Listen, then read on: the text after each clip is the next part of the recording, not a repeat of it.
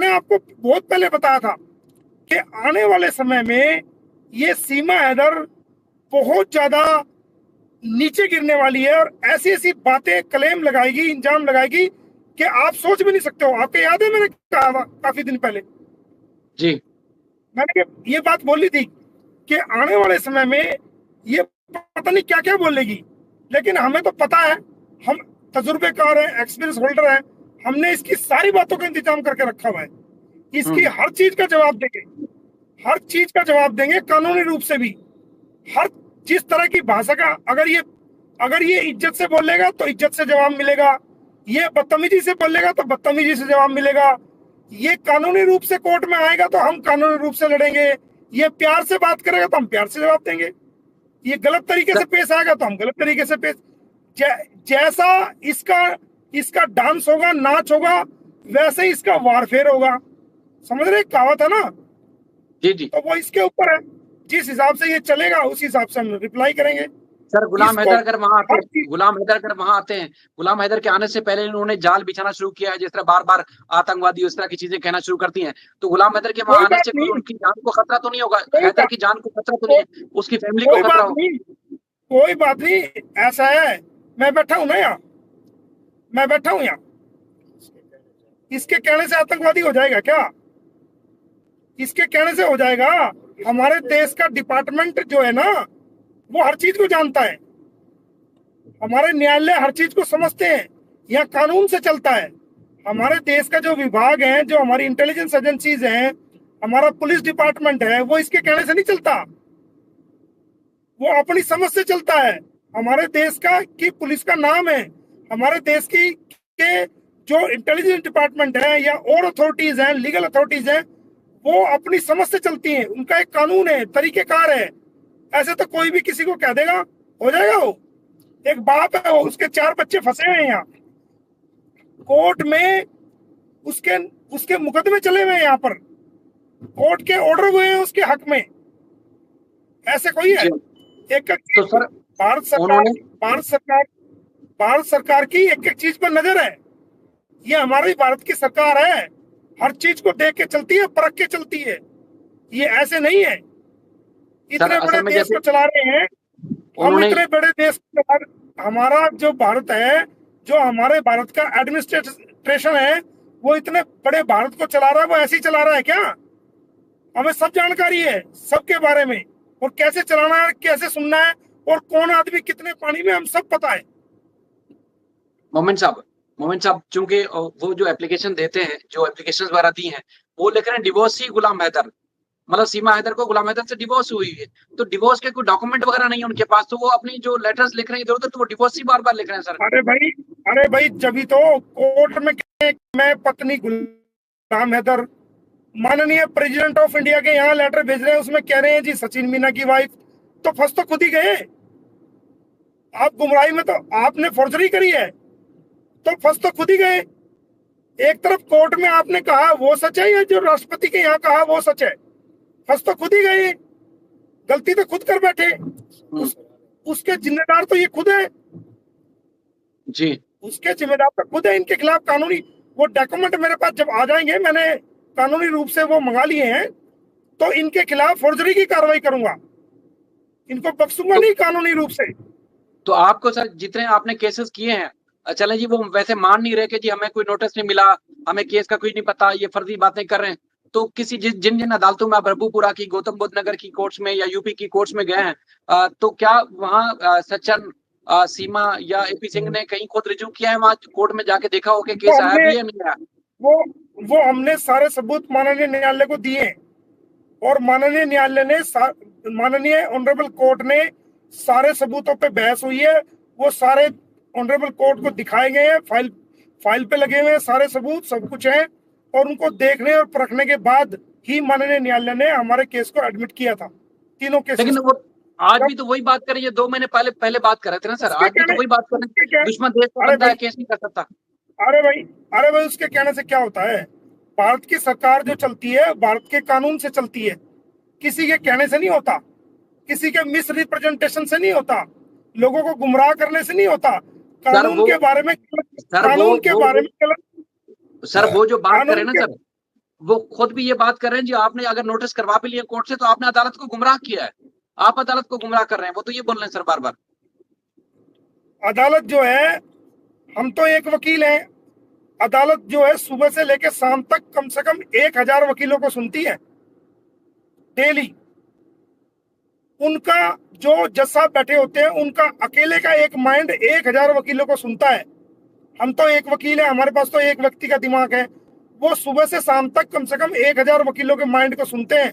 वो कानून को पढ़ के आए हैं, परीक्षा पास करके आए हैं, रोज फैसले करते हैं, उनको सब पता है कि कौन कितने पानी में और कौन क्या कह रहा है। वो कानून से चलते हैं, इसके कहने से नहीं होगा। अदालतें गुमराह नहीं होती, अदालतें सेटिस्फाई होती हैं कानून से, और सेटिस्फाई होने के बाद ही किसी मामले को एडमिट करती हैं। इसके कहने से गुमराह हो जाएगा क्या? जैसे खुद देश को गुमराह कर रहा है, ऐसे जो है ना ये अफवाह फैला रहा है। माननीय अदालत सब कुछ परखने के बाद ही नोटिस जारी करती है, ऐसा नहीं होता। मोमिन साहब, सर आपने एक बात की, जो गुलाम हैदर के रिश्तेदार यानी कि स्वयं सीमा की बहनें और उसके बाद उनके बच्चे, उनके बहनोई और दीगर रिश्तेदार भी आ रहे हैं, तकरीबन लगभग 20-25 लोग होंगे। तो आप के क्लाइंट गुलाम हैदर ने आपको कह दिया कि जी आप बुलाएंगे गवाही के लिए, तो हम सब आ रहे हैं, पूरी फैमिली के लोग आ रहे हैं? नहीं, मैं कोर्ट में लिस्ट दूंगा ना, कोर्ट में लिस्ट दूंगा मैं बना करके, ये मेरे गवाह हैं, इनको मैं बुलाना चाहता हूँ। मैं कोर्ट में लिस्ट दूंगा गवाहों की, और कोर्ट में मैं एक अर्जी लगाऊंगा कि मैं कोर्ट से ऑर्डर कराऊंगा ना सबके, और मैं भारत सरकार को दूंगा कि ये मेरे गवाह हैं, मैं इनको बुलाना चाहता हूँ, और उनकी रिस्पॉन्सिबिलिटी मैं लूंगा, मैं स्पॉन्सर करूंगा उनको, और कोर्ट के काम के लिए बुलाऊंगा ना, सबकी गवाही कराऊंगा मैं कोर्ट में। झूठ का झूठ और सच का सच, और पानी सब सामने आ जाएगा, कौन कितने पानी में है। सर लेकिन सीमा तो कहती है ना जी, आई डोंट केयर, मुझे तो कोई फर्क नहीं पड़ता, जिसने जो करना है कर ले। तो कोई बात नहीं, तो अरे उसका चेहरा देखो आप, वो उसकी हंसी गायब है, आप देखो ना, चेहरे पे तो हवाई उड़ी हुई है, चेहरे पे तो शुरू से फिटकार थी सर, चेहरा उसका फ्रेश था। उसको नींद नहीं आती है, टेंशन में है। क्या बोल रही थी, मेरी तस्वीर दिखा के देखिए जी, मुझे तो टेंशन हो जाती है, मुझे तो। भाई आपने टेंशन के काम किए हैं तो टेंशन हो रही है ना। आप टेंशन के काम ना करती, आप तलाक लेके आती, आप उसके बच्चे उसको सौंप देती। टेंशन के काम आपने खुद किए हैं ना। अब तक कानूनी कार्रवाई से आप बच रही थी क्योंकि वो सऊदी अरब में था, अब वो आया है तो फिर अब वो अपनी कानूनी कार्रवाई कर रहा है।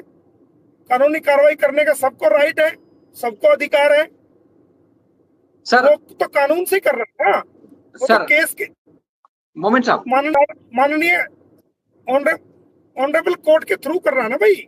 सर वो तो माननीय न्यायालय से भारत के कानून के मुताबिक मांग कर रहा है।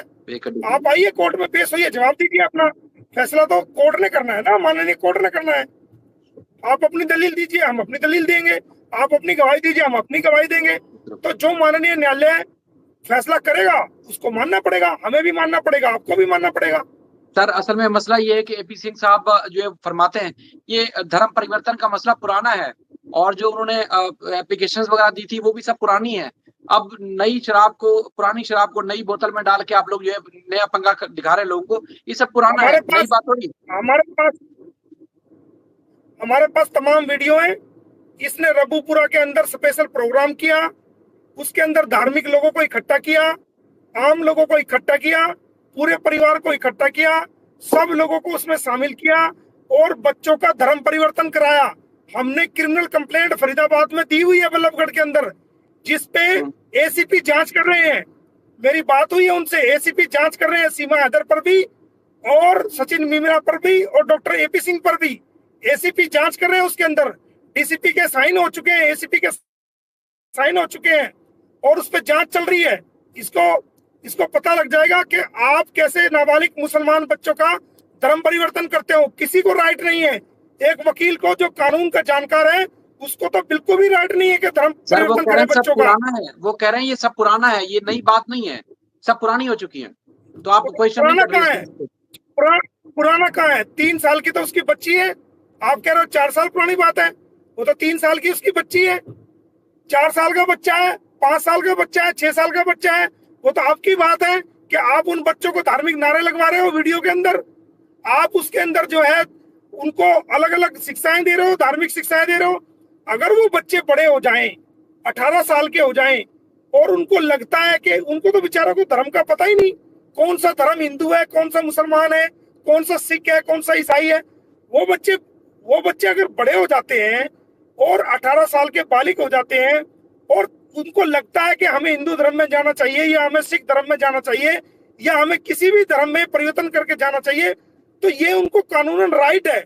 उसके लिए उनको कानून का रास्ता अपना करके जो भारतीय कानून और शर्तें और कंडीशन है उनके तहत भारत सरकार को आवेदन करना पड़ेगा, और वो अपना मर्जी से धर्म परिवर्तन करते हैं, वो एक अलग बात है, वो कानूनी रास्ता है। लेकिन उनको समझ नहीं है, आप 4 मुसलमान बच्चों को, 4 बच्चों को वकील होते हुए आप धर्म परिवर्तन करा रहे हैं, ये आपका वकालत के पैसे को बदनाम कर रहे हैं। कौन सा एडवोकेट एक्ट ये कहता है, आपको इजाजत देता है कि आप मुस्लिम बच्चों का धर्म परिवर्तन कराएं? आप होते कौन है भाई? आप कोई मुल्ला है, कोई मौलवी है, कोई पुरोहित है, कोई गुरु है, क्या है आप? आपकी हम कानून रूप से खाट खड़ी कर देंगे। आप है कौन? भारत के कानून को तोड़ने वाले आप है कौन भाई? और हम आपको कानून नहीं तोड़ने देंगे। जो हमारे भारत का कानून है, आपको कानून के मुताबिक चलना पड़ेगा। किसी को राइट नहीं है नाबालिग बच्चों का धर्म परिवर्तन करना। आप होते कौन है भाई?